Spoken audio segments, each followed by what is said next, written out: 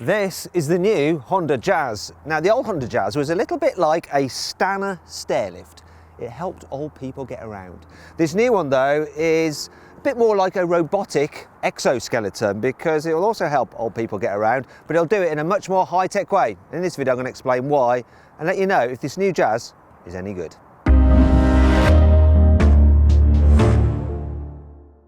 Let's start off this review by talking about the price. So the new Honda Jazz starts from just under £19,000, which may sound like quite a lot for a small car like this, but then every model is an EHEV, stands for Hybrid Electric Vehicle, and the E at the beginning, I don't know, MDMA?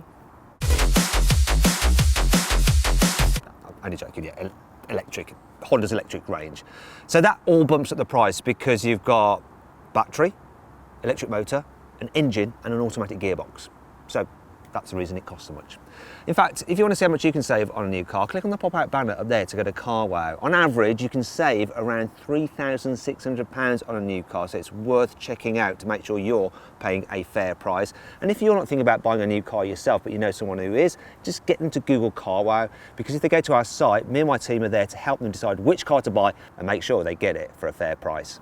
This new Jazz looks a lot different than the old one. I sort of like the face, but then there's something about the way it has this underbite. It reminds me of something.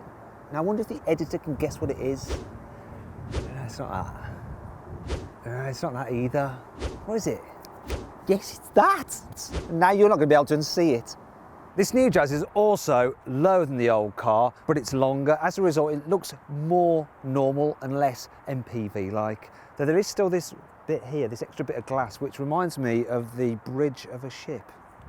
The back end of this car is probably the best angle, really. It's just a no-nonsense hatchback. There's no fake vents or anything like that, and even the exhaust, it's real. They're not messing around, Honda. Now, you can actually get a version called the Cross Style, which has body cladding to make it look a bit like an off-roader. Yeah, I wouldn't bother with that one either. The engine choice with the Honda Jazz is pretty simple in the UK. You get it with a 1.5 litre petrol engine mated to 2 electric motors. That's why you've got these bright orange cables there. Now combined, the system produces 109 horsepower, which should also give decent economy as well. So Honda claims 61 miles per gallon. That's why they've named the engine Earth Dreams Technology. Now, in other markets, you can actually just get the car with a 1.5 litre petrol engine and a manual gearbox, but not here in the UK. We just have the one option, which is fine, fine. Honda says this little Jazz should be able to do 0 to 60 in 9.4 seconds, but I'm going to see for myself. So I've got my specialist timing gear here. Now, this is a first. I don't think many people launch Honda Jazzes, and the only timing gear that you'll find in these cars are the ones in the owner's pacemaker. Sorry, I did an old person gag again. Enough of that, let's see what this car can do. Go. Ooh, we are accelerating. Yeah. That is 60. Ooh, 0 to 60, 8.9 seconds. That is actually what my old XR2 used to do it in, back in the 80s. Here on the inside, the Jazz is really quirky. I actually like the interior design. It's interesting compared to your average Corsas, your Polos, your Fiestas. It's just different. It's good. Though there are a few weird things. For instance, the climate controls are slightly offset to the left, which is bothering me. The digital driver's display could be a little bit larger and fill this space properly. Then there's the big dimmer switch for it. Why did they make that so big? So Honda, really. And then there's the quality. I mean, it's a Honda, so it's not going to break, but certain things you touch feel quite cheap. Then other bits are softish touch, so that's softish touch up there. That's slightly less soft, but still semi-soft. Sounds a bit rude. This area where you rest your arm looks soft, but it's actually quite hard. Same with here, looks soft, is quite hard, and that's a little bit annoying. I do like the steering wheel design though, it's quite quirky like the rest of the cabin. And the enamel effect on the controls just seem really posh. And the seating position is brilliant, and you can quite easily jack the seat up as well. And because it's quite a tall roof, you can go really quite high to get a great view out if you're a shorty. The thing I really like about Honda seats is this, look. Pull that lever up and you can just do that. Japanese cars tend to have that. I much prefer it than the ratchet system you get on European cars because it's just quicker to find your ideal position like that. There we go. And if you need to, of course, you can move the steering like that, though you could do with moving up and down just a little bit more. The Jazz may technically be a small car, but it's actually pretty big here in the back. For starters, the rear doors open really, really wide to make it easy to get in. And then once you are in, you've got loads of space, loads of knee room, decent amount of headroom. I can stretch out into the seat in front too. It's all rather impressive, isn't it? What's not so impressive though is the central seat if you need to carry 3 people at once, because it's very narrow. It's fine if you need to carry someone who's cut in half down the middle of their body. They could just about fit on here, but otherwise not so good. At least there isn't too much of a hump in the floor, so if you do decide to torture people by having them all squeezed in here, there is enough room for all their feet, if maybe not all of their bodies. I do like the fact that the windows in the back are quite big. And do the windows go all the way down? Come on. Oh, I've got to turn it on. That's annoying. I've got to turn it on properly. Doubly annoying. But there you go. They go pretty much all the way down, so you can rest your arm out there if you want to, if that's your kind of thing. But yeah, overall, in the back, fine for adults, fine for kids. It's very comfortable for a small car. When it comes to the boot, the Jazz isn't the largest, just over 300 litres. Something like a Renault Clio has 390 litres, so it's a third bigger again. However, that doesn't really explain the practicality of this boot because it's actually very, very useful. The opening is huge, it's dead easy to get things in. There's hardly any load lip either, which is great as well. And you probably noticed the actual load height is very, very low. Great for older people who might struggle to lift things into the boot. I mean, look at this. In a normal hatchback, I wouldn't be able to climb in quite as easily. Not that anyone's ever going to do that. I'm just using it as an illustration. You can probably see this one has a special mat there which you can wipe clean. But underneath here, shh, don't tell anyone. It's a secret between you and me, right? Look, there's this area here where you can keep things away from prying eyes.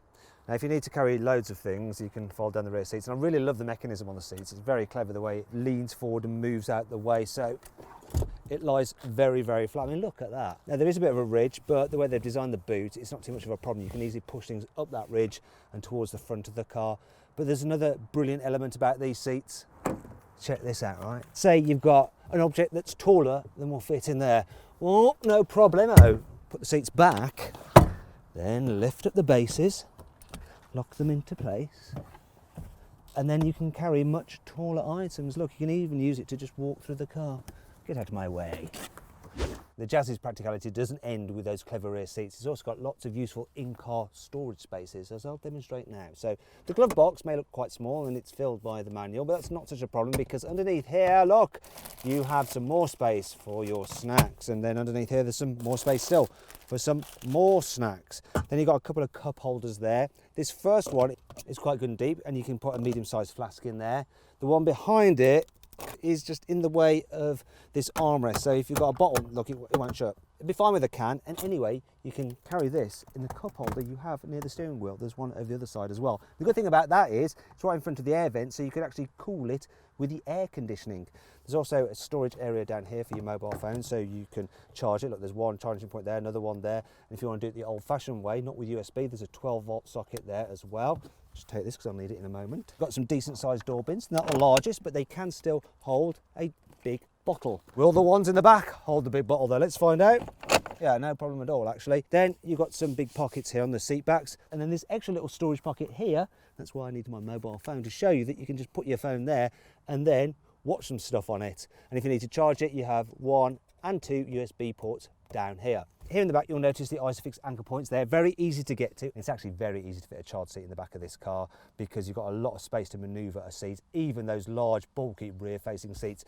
The only thing I can complain about is the fact that there is no folding armrest in the back. It looks like there is, but there's not.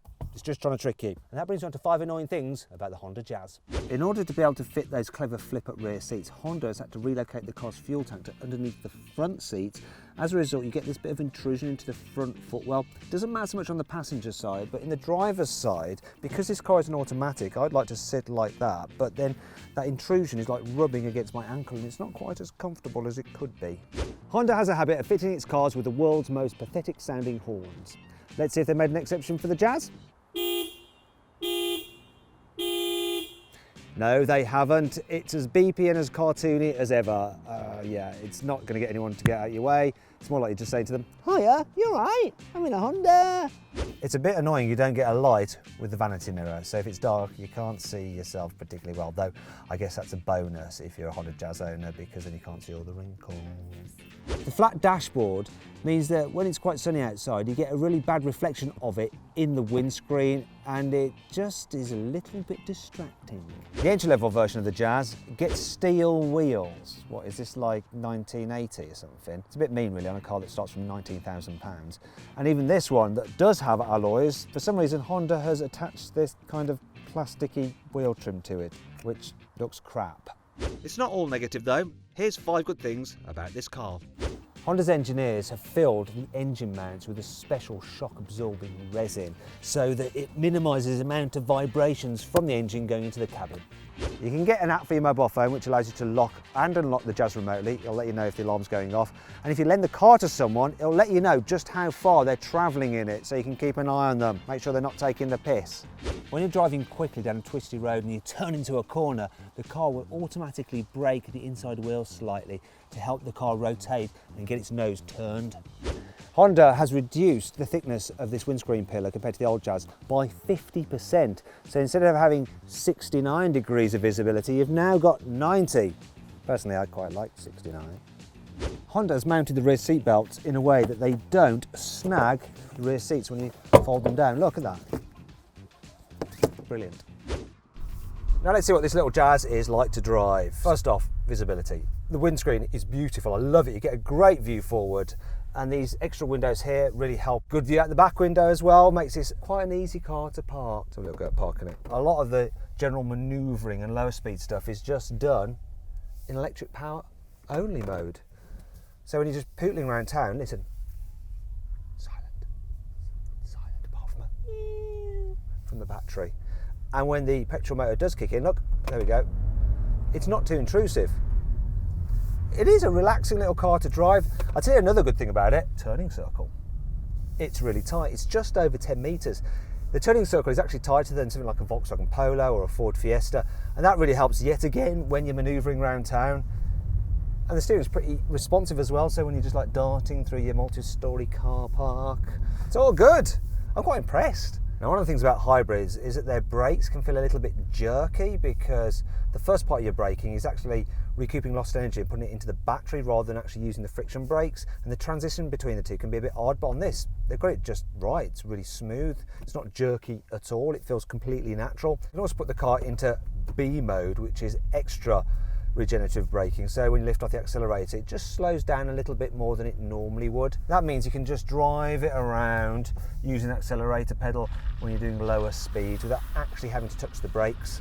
Now let's just check out the suspension. So it's generally quite soft and comfy, though occasionally when you go over like potholes and stuff it can clunk a little bit more than in something like a Volkswagen Polo. Now, if you want to see my full in-depth video review of the VW Polo, just click on the pop-out banner up there. But generally, this car is still pretty comfy to drive.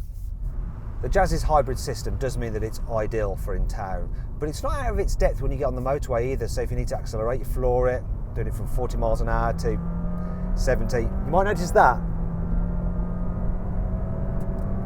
the engine is a bit raucous when you accelerate, but it delivers sufficient performance to get you up to speed, and then it's all right at maintaining speed as well. You get a bit of wind noise, but that's about it. It's a fairly relaxing car to just cruise at the motorway in. What's it like on a country road?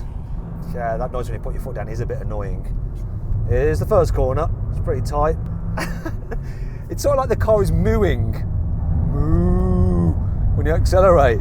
It's the nature of the gearbox. It has a CVT gearbox. The way it works, it results in the engine's revs being held quite high, and that's why you get that "roo" sound.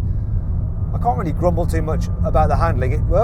It sort of holds on and then it starts to just wash wide, and it does lean a little bit more than a Fiesta, and really if you want a small car that's fun to drive, a Fiesta is a much better bet.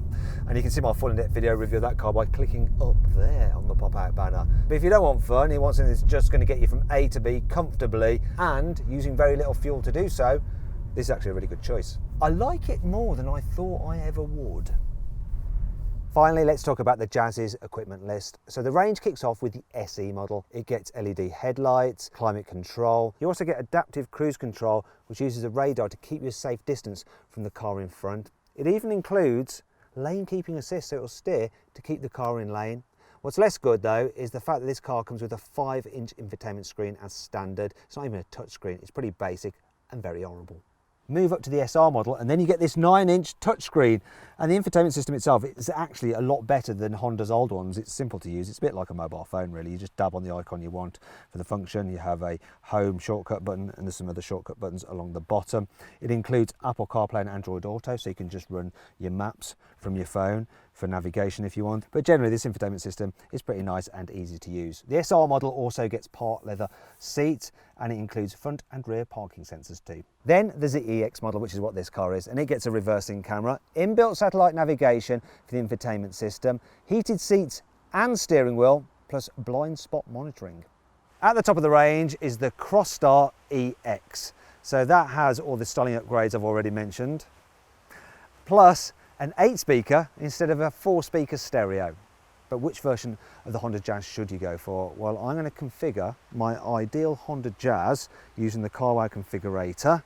And if you want to find out what it is and see what the saving is available on the car, click on the pop-out banner up there to get a carwow.